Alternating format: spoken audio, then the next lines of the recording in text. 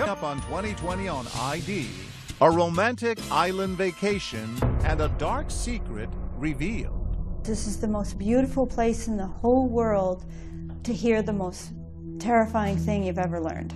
I just walk over there, open the door, and just blast. She was a nurse, he was a surgeon, and book writer of a thriller.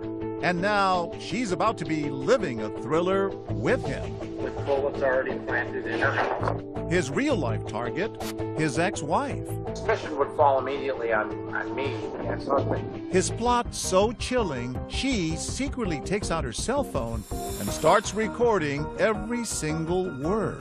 It'll be hard not putting 6 bullets in there and spitting out her dead body. He talked about, buying a gun and hiding it and how her body was going to fall. Is she gonna slump down and die right there? 23 minutes of menace laid out with surgical precision. Hollow points, bounce around your brain. I don't know how you can listen to that recording and not realize this guy intended to kill her. This case has a little bit of everything. There's audio of what sounds like a plot. There's love, there's deception. And is there another target? I received a phone call from a gentleman wanting to use my services to locate a former girlfriend.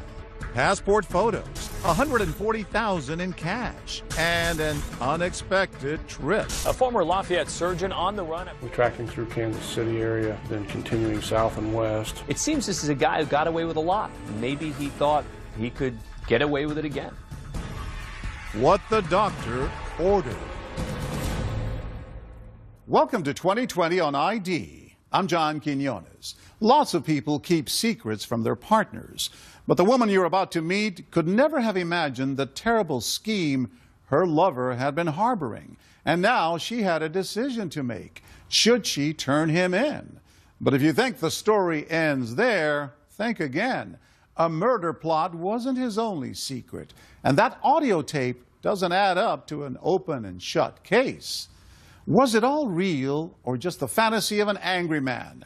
This story involves stashes of cash, a hidden life in another country, and a fugitive on the run.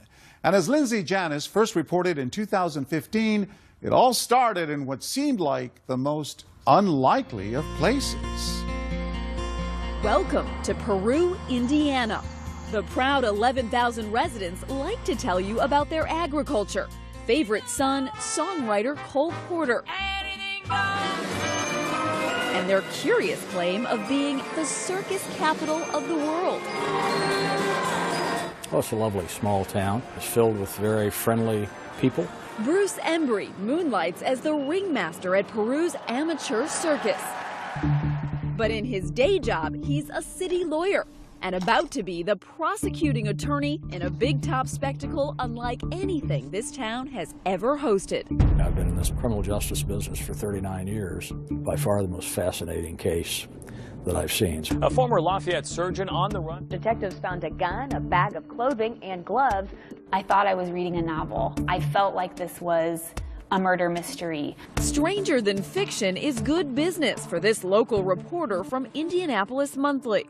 At what point did you say, oh my gosh, this reads like a Hollywood script? The most interesting part is if he was going to murder his ex-wife, how he would do it in a strategic way, down to the detail. He is Dr. Gregory Conrath, a prominent orthopedic surgeon earning as much as $1.7 million a year, specializing in sports medicine, broken bones, and severe trauma. And he doesn't just treat the rich. These are images of Dr. Conrath donating his time and talent to the relief efforts in Haiti. He was at the top of his game, owning as many as 5 homes. But he's gone through a messy divorce with the mother of his 3 children. And as Dr. Conrath approaches the big 5-0, he turns to the website OurTime.com for some age-appropriate romance. He was looking for the same things, looking for a serious relationship. We seem to have similar things in common. Joanna is a nurse, mother, and divorcee too. She was impressed with her knight in shining armor from the start. So tell me about your first date. What was your first impression of Dr. Conrath? I walked up, he was standing at the bar, and so he turned around. He's a very good-looking guy.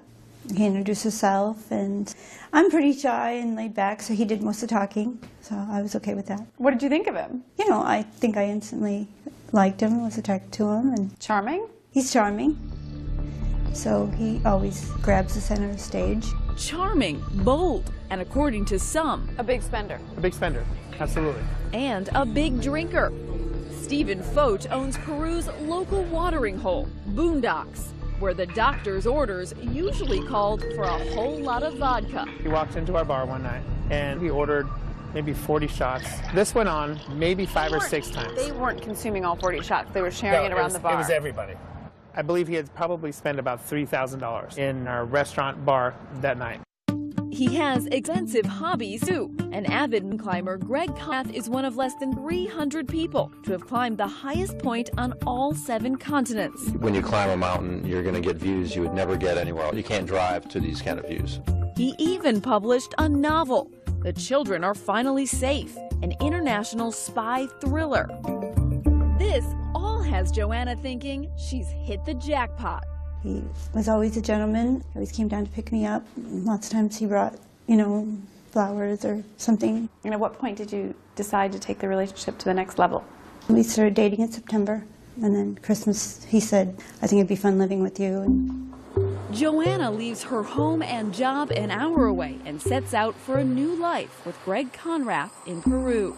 Soon, they're sharing everything, a house and a joint checking account. Did you meet friends of his? I met his mom, I met his children. We went to his children's games.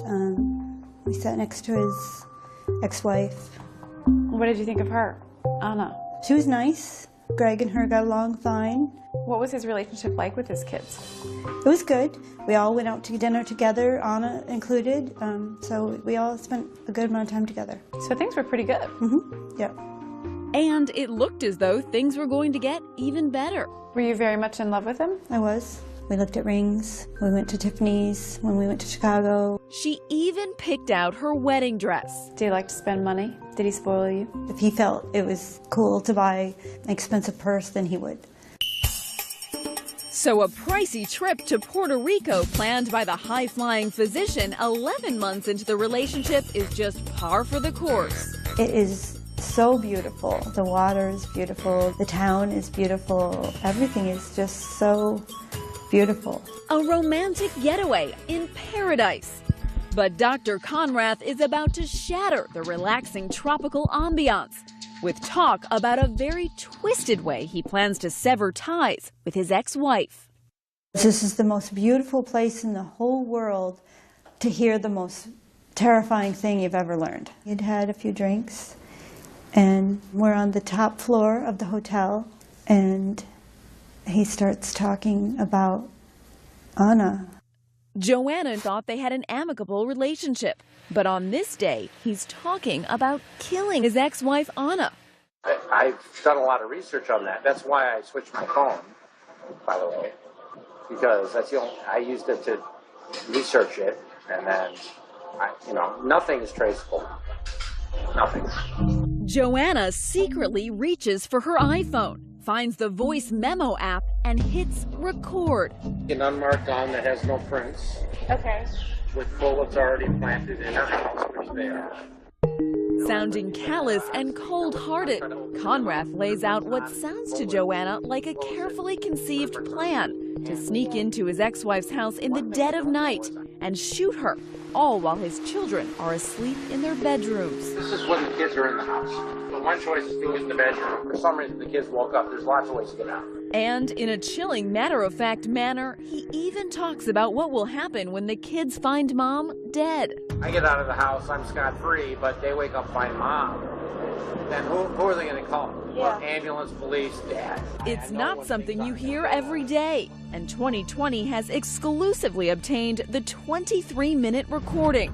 So detailed, it could pass for an episode of How to Get Away with Murder. If I'm not on call, I can't bring my cell phone because that's traceable. Suspicion would fall immediately on me, the ex-husband. But what in the world would make the cunning Dr. Conrath want to kill? Could it be this? She has $1 million life insurance policy in mine. I'm the beneficiary. The beneficiary because his ex-wife still trusts him. He would be the one to look after the kids if anything happened to her. She doesn't know it, but something might. His strategy? He would make it look like suicide. Because she shoots herself in the head. She kills herself. Do you have a gun that's not chasing? Yes, it's in my garage. He has a gun at our house where we live, where he invited me to live, and he's hiding it in our garage. And I mean, my mind just cannot process that this is someone I'm in love with. I just can't wrap my head around the whole thing. Where's it gonna go after? I mean, she shot herself, so it stays with her. I've never touched with my hands. Okay. Even when I took it to a shooting range, I wore latex gloves. After I do that, I put her prints on the bullets, close it, put her prints on the handle. He lays out his challenges. One thing I don't know is she gonna like slump down and die right there? That'd be ideal, but maybe she'll writhe around and start making noise. And calculates his risks. I already drove over there twice. Ready to go. Both times, I'm after. And now he says time is running out. Anna is planning to take the kids and move from the home she and Greg once shared in nearby Lafayette to Chicago, more than 2 hours away. I think the turning point when he got really, really agitated and upset was when he found out that his ex-wife had planned a garage sale at the Lafayette home. And I think it was realization that she was definitely moving. He was angry. Yes. I just couldn't register why he would be so angry about them moving, because we went to Chicago all the time. And it wasn't until we went to Puerto Rico that I understood. There was a code on the garage, that he knew in the Lafayette house. And in Chicago, he didn't have any access to get into the Chicago house. For Conrath, it seems the race is on. It has to be done before they move. Cannot be done in Chicago. There's only one other voice heard on that recording. An unassuming bartender, unwittingly adding fuel to the fire. Want one more, honey? I'll take one more. I'll give her one more. I'll drink it if she doesn't. You know Greg really well. You spent a year with him. Do you really think he was going to kill his ex-wife? Yes, there's no doubt in my mind. What do you think of this morally? I think it's justice. Two wrongs don't make a right. God's gonna strike her down. Perhaps God is listening. At the end of the recording, church bell from a nearby Catholic church. The irony is not lost on Joanna. What is with that bell? It's time for church. Time for church. Saved by the bell, literally. But what's Joanna's next move? Turn the doctor's violent rant into the police? Not so fast. Even though she knew that he was serious about doing this, for her it wasn't simple. Will she go along with the plan or blow the whistle? While you're recording him, you're not trying to talk him out of it. And Dr. Conrath has another surprise for Joanna. She is deeply in love with him and wants to know when she'll see him again. When we come back.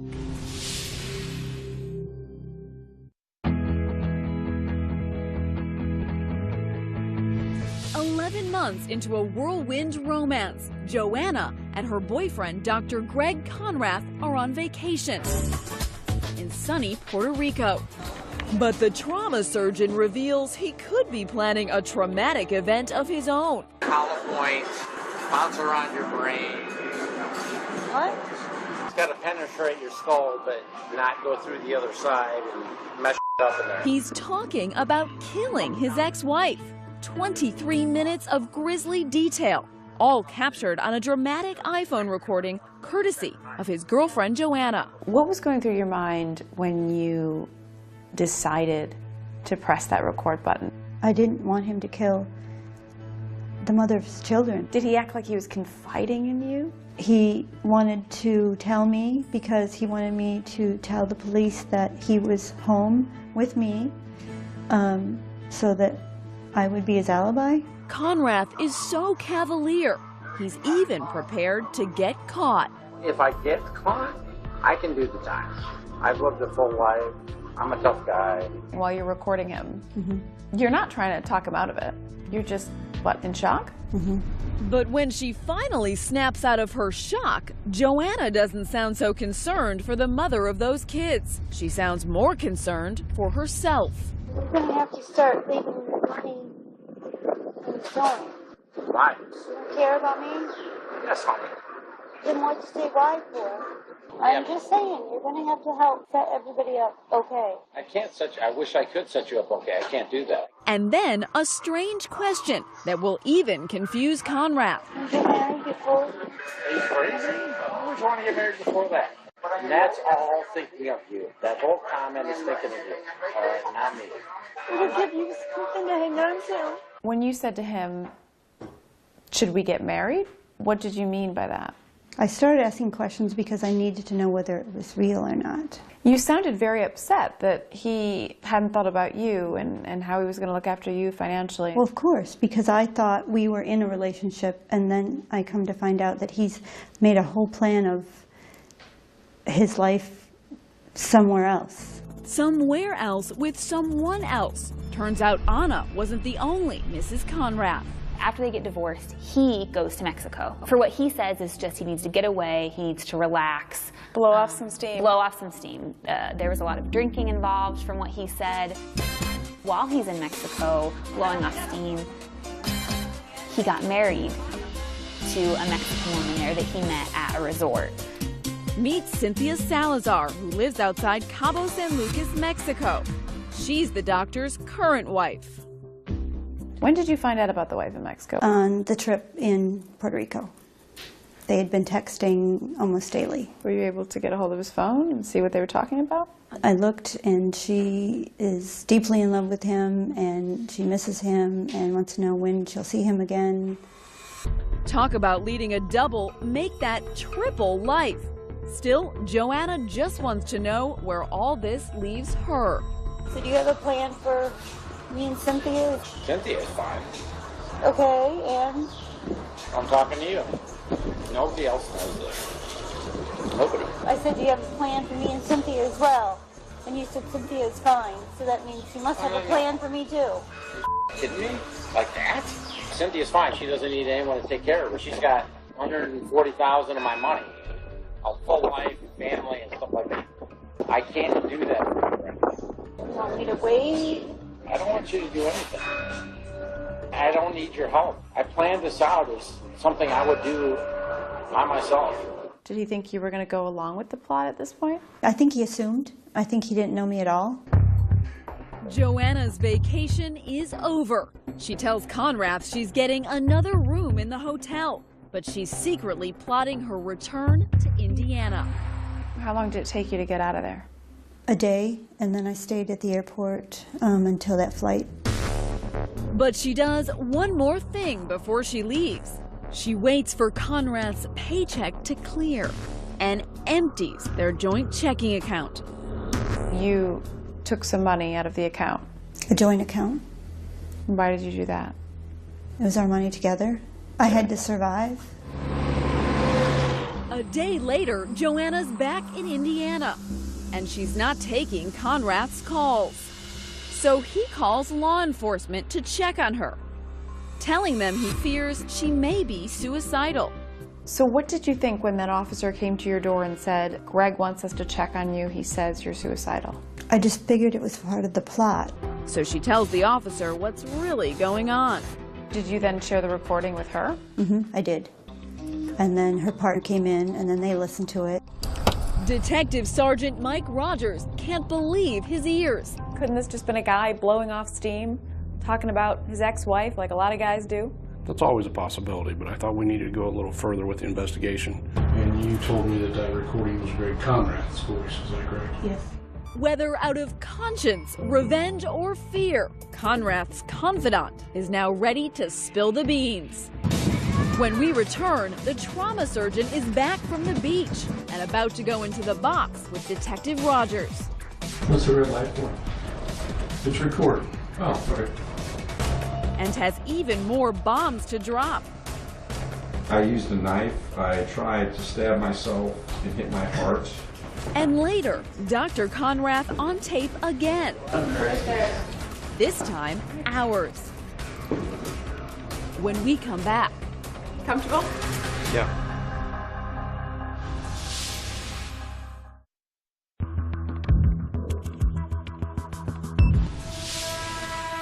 Joanna's just turned in her boyfriend, 49-year-old Greg Conrath, doctor and divorcee, with that incriminating recording about how he would kill his ex-wife.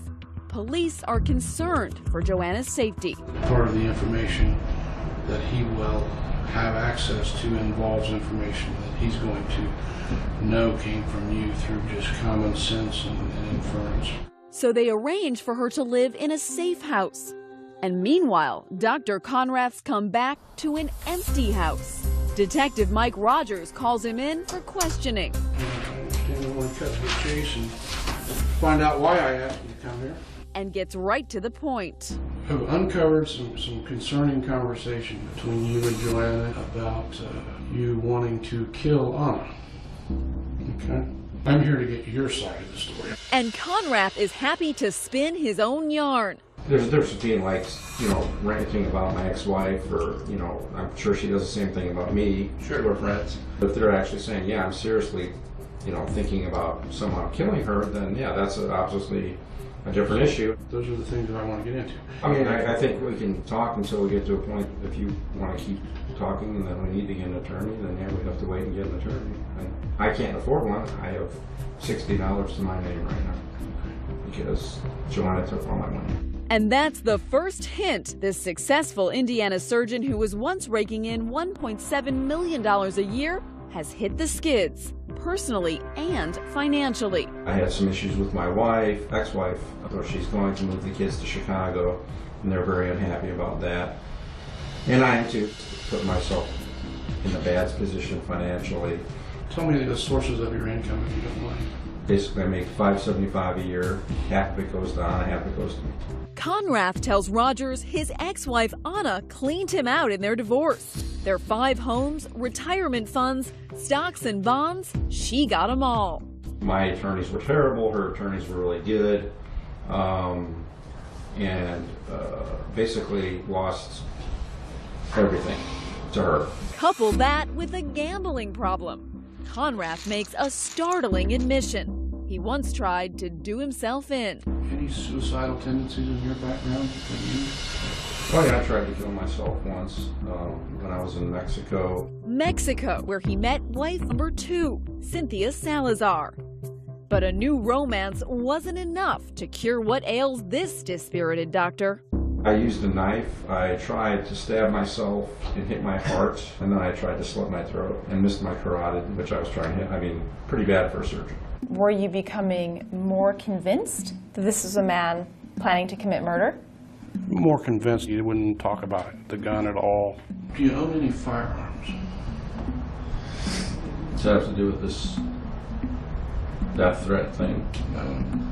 Just a simple question, do you own any firearms? Yeah, I want an attorney for that one. Finally, the ever-talkative Dr. Conrath realizes it's time to clam up. And as hours pass, the cops may have a motive, but still don't have a crime. Well, at this point, you're free to go. Detective Rogers will search this humble rental home Conrath and Joanna were sharing. And in the garage, they hit pay dirt. This is a photograph of the garage. The gun was actually located in this bag. And we found everything he said he had laid out in that house. Prosecutor Bruce Embry says the physical evidence is a turning point in the investigation. There's a set of scrubs and a set of sweats in the area, which is what he said he was going to wear. It all added up. And what was in his ex-wife Anna's house? She found the bullets that he said he had planted in the house. How did Anna react? When she listened to the recording, read the transcript, and then discovered the bullets in her house, she was frightened. So in your opinion, he was absolutely planning to commit murder? I was convinced at that point, and I still am, that he intended to kill his ex-wife. So we charged him with attempted murder. Conrath gets a lawyer, defense attorney Eric Honeyegger. The actual tape was his own words. And I thought there was a fairly good likelihood that the jury would convict him based on that. And to the prosecution, the case looks open and shut. A motive, a weapon, and the doctor's bone-chilling prognosis on that recording. Is she gonna like slump down and die right there? That'd be ideal. But in keeping with the spirit of this strange saga, Conrath won't stand trial because he never actually acted on his words. You decided to drop those charges. Ultimately, we had to. You had to be in the vicinity with the means to commit the murder. We couldn't get the case past the judge. There's no question that in certain other states, he could have and would have been charged with attempted murder and very likely convicted. So it looks as if the would-be killer Dr. Conrath is going to get off scot-free. So why is he in jail? It seems this is a guy who got away with a lot. Maybe he thought he could get away with it again. When we come back, Dr. Conrath sets his sights on Joanna. I received a phone call from a gentleman wanting to use my services to locate a former girlfriend. And I'm thinking, if you've got the contact phone number for this lady, why aren't you calling her? And puts his surgical skills to another use. Then we had a call that he had been getting passport pictures shot. He not only got passport pictures, but he asked them for a ruler, got out his driver's license and measured the size of the photograph of the driver's license. One might guess that he's going to try to find some ID someplace. Stay with us.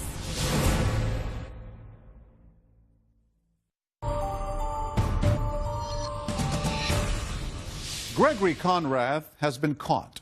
While on vacation, he revealed a plot to murder his ex-wife, and his girlfriend recorded it all.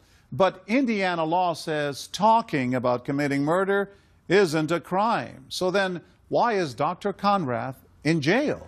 Lindsay Janis picks up the story. Miami County Jail in Peru, Indiana. The doctor's new digs. This is him right when you arrested him the first time. Yes. 11 months later. Yes. He looks haggard. Looks like he didn't sleep in that entire 11 months. It's a different lifestyle. Dr. Greg Conrath, renowned surgeon and wealthy mountain climber, has gone from the peaks of all 7 summits to rock bottom, cuffed and shackled in an Indiana county jail, and is ready to sit down face to face with 2020. 1 second we're on this vacation to Puerto Rico talking about marriage, and then suddenly, you know, I'm arrested for attempted murder. But in a bizarre twist, it's not that infamous recording that's landed him here. He beat that rap. You have to show intent to do it, planning and preparation. That's the definition in Indiana, at least. Case law in this state looks like your best friend. Yeah. No, instead, the story of what ultimately took the doctor from green scrubs to red prison garb is a tale all its own.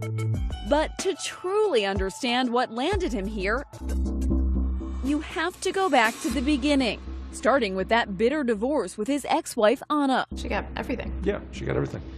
That make you angry? Sure, it made me angry. Yeah, I was very unhappy. And then we ask him to recall the vacation in the Caribbean, the night he and his girlfriend Joanna are tossing back lemon drops like lemonade. Take me back to that night that Joanna recorded you. How were you feeling? We're right on the beach. You know, it's vacation, so I was drinking a fair amount. And then I just told her about this kind of, I guess, dark fantasy that I had about killing Anna. Because the person doing it's me.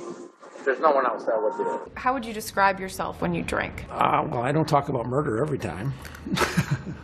I talked to her about it before when I was drinking, and she seemed to, I don't know how you'd say, get off on it a little bit, I guess you could say. Listening to the recording, it doesn't sound like a fantasy. It sounds like a well thought through plot and motive to kill your ex-wife. It was a fantasy that I had, and it was a detailed fantasy, yes. Do you know the difference between fantasy and reality? Yes, of course. It's a lot of it's BS, drunken BS. But then we ask him about this part of the tape. The part when he admits he'd actually gone to his ex-wife's house, but in the 11th hour, bailed. I already drove over there twice with the guy. Ready to go. And both times something happened. I can smell it out. I mean, I know when things aren't going to go right. Honestly, I know that part in the recording. I never put the gun in my car and drove over there to do it. Never, no. No. Why did you have that gun? Well, I bought it for, you know, why do you have a gun in Indiana? For home protection, just to have a gun. Where did you get it? I bought it in from some guy in a parking lot. So. It's not where most people buy their guns. I don't know where most people buy their guns. At the gun store? Okay. Get a permit? And what about those bullets? On the recording, he'd said he'd planted them in Anna's house. Did you plant bullets, hollow point bullets, in that house? No, I've had bullets from when I bought the gun in the house, and I didn't take them with me when I left the house years ago. And he says with Anna having plans to move out of that house and take the kids to Chicago, he insists his plan never even had a chance. They were no longer living in that house, so, and I couldn't get in the house to do it even if I wanted to, so. But just because it wouldn't have worked doesn't mean you weren't planning on doing it. Well, like I said, it's a dark fantasy to talk about. I don't know how else to say it other than that.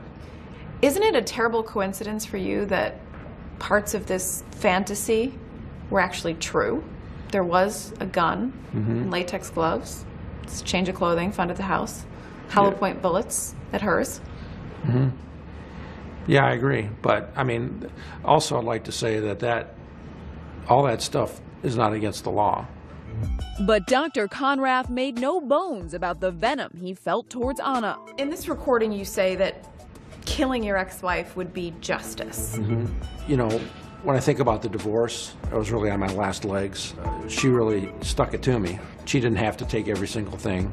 You hated her so much, you had a plan to kill her. And the plan, just to paraphrase, is basically for me to sneak in the house with my kids there asleep and shoot her in the head and make it look like a suicide. This is when the kids are in the house. One loud thing, and I wake them up and they don't know why they woke up or what's going on or anything. And they go back to sleep. Why while your kids were asleep in the house? Well, the thought would be that if I could get in and out, that would be pretty solid proving that I wasn't there. It's an ugly recording. I'm embarrassed that I did it. I said those things. It's terrible. Terrible. You regret it? Well, yeah, of course I regret it. That's why I'm here. Well, that's not really why he's here. When the attempted murder charge was dropped, Conrath was released from county jail as part of a plea deal. I thought it was reasonable at that point. I thought it was a reasonable offer. But the offer came with one very clear condition: absolutely no contact with his ex-wife Anna or his former girlfriend Joanna, a rule Conrath would violate even before his release. He did it from jail, and he used his children to text and try to contact me. You thought that the man that you were madly in love with and had just gone on vacation with might want to kill you as well. If he would want to do that to someone that he was married to, had children with, what do you think he wants to do with me?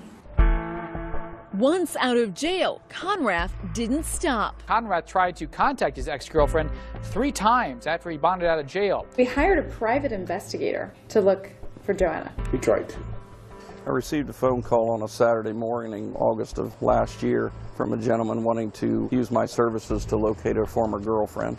Dale Seward is the private investigator Conrath hired. He's got a piece of paper in there with her information, and I'm thinking, if you've got the contact phone number for this lady, why aren't you calling her?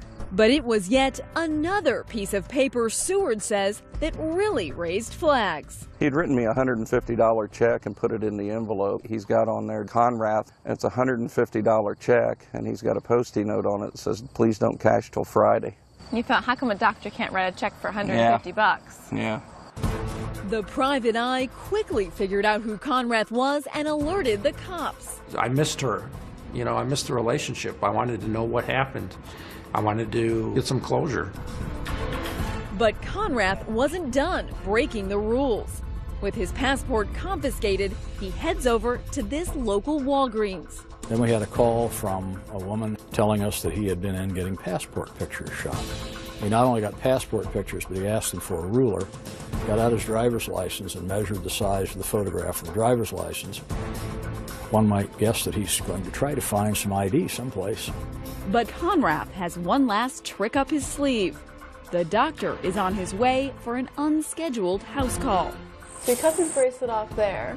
And when's the next point that you pick him up? A former Lafayette surgeon on the run. We tracked him through Kansas City area, then continuing south and west through the New Mexico-Arizona border. Stay with us.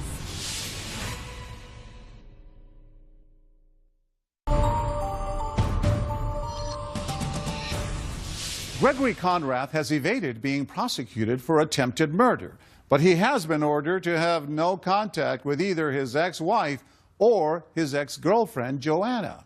Still, it didn't take long before he broke that bargain, and that's not the only thing he broke.